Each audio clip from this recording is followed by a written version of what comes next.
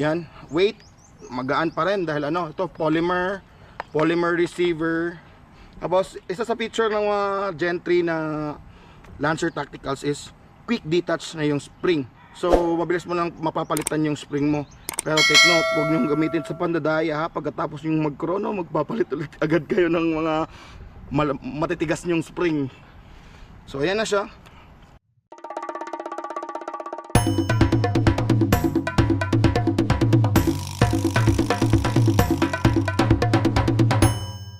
May pausok para mawala ng lamok.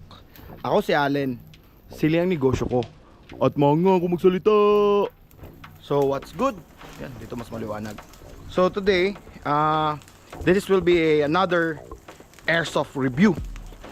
And ang i-review na naman natin ngayon is ang LT19 BVS Gen 3 M4 carbine 10 inches na rail. Ayan, AEG pa rin siya. So made by Lancer Tactical pa rin, tulad nung unang ginawa nating review video. So yan na, buksan natin.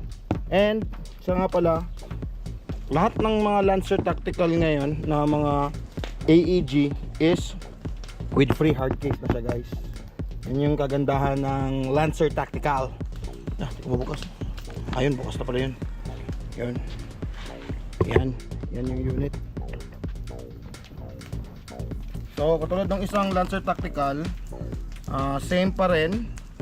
Naka ETU na siya. Pwede mo siyang maset sa 2 round burst, 3 round burst, 4 round burst, saka 5 round burst. May binary din siya. And ayan, naka competition trigger na siya, guys.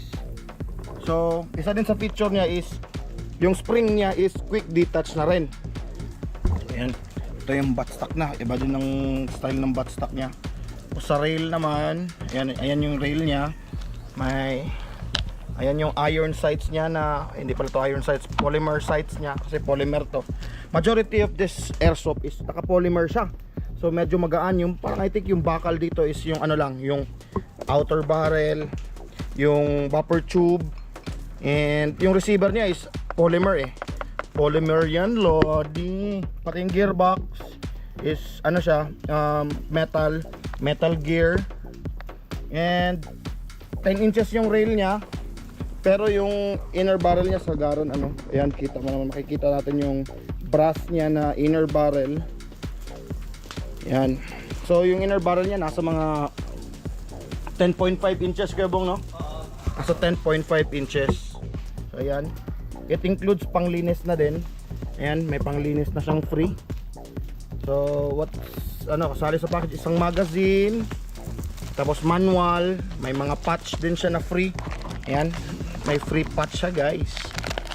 Yung mga freebie ni Lancer Tactical. Ayan, maganda yung patch niya, US, pero China made siya. So US yung patch niya na free. So ngayon, subukan na natin siya. Yan, anong feel hawak niya. So mas maikli ito siya, 10 inches yung rail. So malamang yung mga ganito kahaba-habang unit is suitable for CQB ito, guys. Pero yung sa range niya, kaya siguro mga 20 meters. Yan, 20-30 meters kaya. So medyo maikli siya. Adjustable naman yung buttstock niya, pwede mong habaan. Yan, pwede na natin siyang paikliin. Ayan.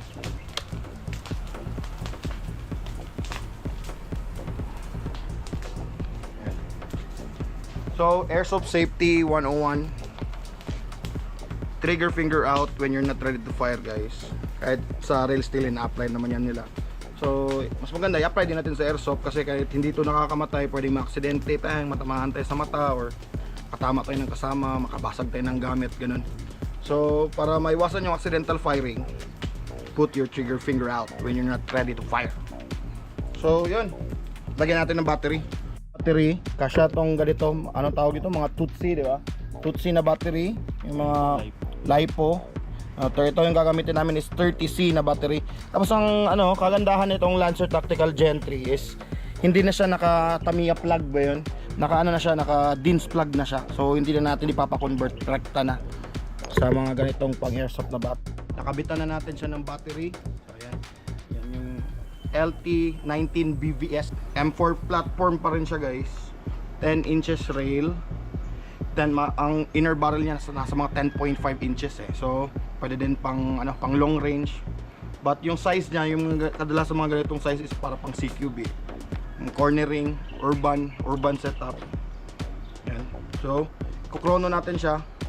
Firing at 0.25 BBs. Yan. So ikokrono natin siya. So nakaset na yung chrono natin sa 0.25. So firing.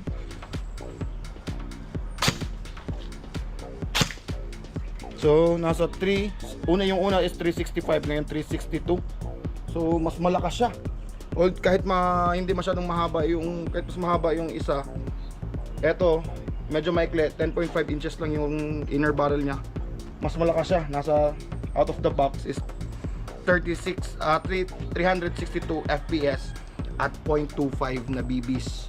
So for me ito tama na kasi pasok naman sa sa limit. So yan, subukan natin isang beses. Yan, 363. So test natin siya sa range. Yung accuracy niya subukan natin itira. Well guys, disclaimer lang, hindi ako magaling sa marksmanship ha. Sinusubukan ko lang tumira ng mga maliliit na bote. Yan. Yung bote is nasa yung bote ng Coke. Yan. May bote ng Coke dyan. Yan, may bote ng Coke. Ang distance niya is nasa 10.7 meters. Ayan. Pakita natin yung nasa range finder natin. 10.7 meters yung range. So ito try out natin siya sa single fire muna. Tira natin siya sa 10.7. May target tayo doon na bote ng Coke na sock daw, maliit. Subukan natin kung tatama tayo. Out of the box to guys, wala kaming binago kahit hap wala kaming in-adjust. 10.7 meters yan siya. Yan, may bote ng sakto na Coke, yung pinakamaliit na plastic na Coke. Yun yung titirahin natin para to check its accuracy sa 10.7 meters. Medyo mahangin. Again, disclaimer, hindi ako magaling sa marksmanship pa. Kasi sanay tayo na tao yung tinitira natin, hindi yung mga malilit na bote ng Coke.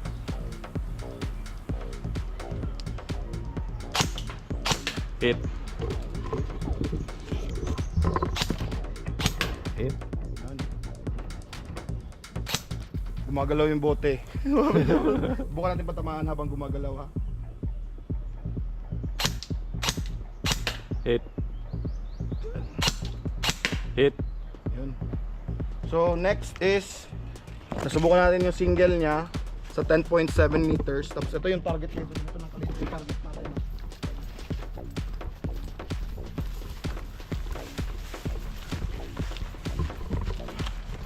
Yan. Yan yung target. Ganun kaliit lang. Tapos may nakalimutan pala ako guys. Huwag nyo akong gayahin ha.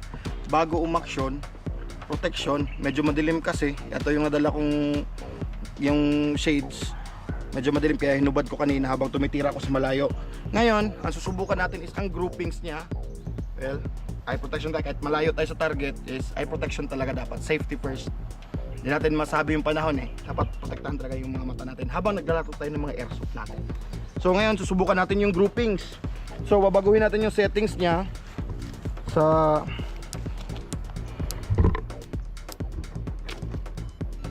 tapos bago nyo siya iset is dapat tanggalin nyo yung magazine. Yan, at tumunog na. Isa-set natin siya sa 5 round burst. 1 2 3 4 5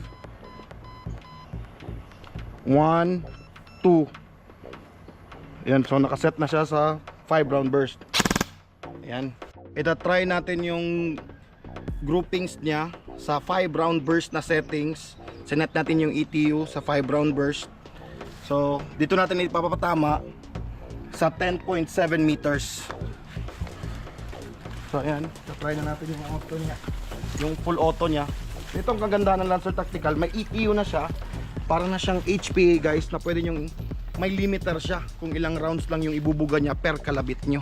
So ngayon susubukan natin at 5 round burst. Sinet natin kanina sa 5 round burst. So ayan, kabit na natin ang magazine. Tapos eye protection kahit malayo yung target.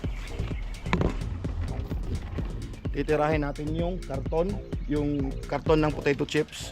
Doon natin papatama sa logo, doon natin ang aim natin. Tapos tignan natin ang groupings ng ating Lancer Tactical 19 BVS. So 10 inches, 10.5 inches rail.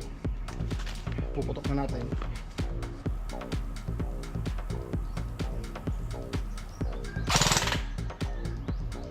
Safety. Tapos tignan natin yung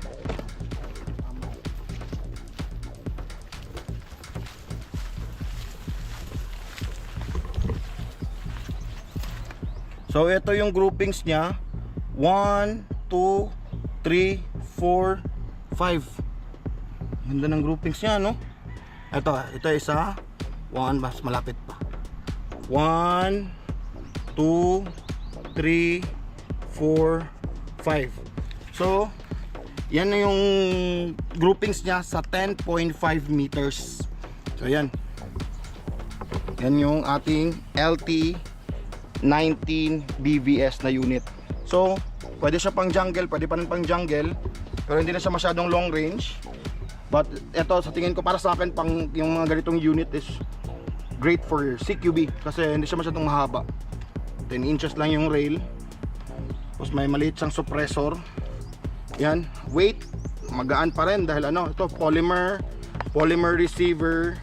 Tapos isa sa feature ng mga Gen 3 na Lancer Tacticals is quick detach na yung spring. So mabilis mo nang mapapalitan yung spring mo. Pero take note, huwag nyo gamitin sa pandadaya ha. Pagkatapos yung mag-chrono, magpapalit ulit agad kayo ng mga matitigas nyong spring.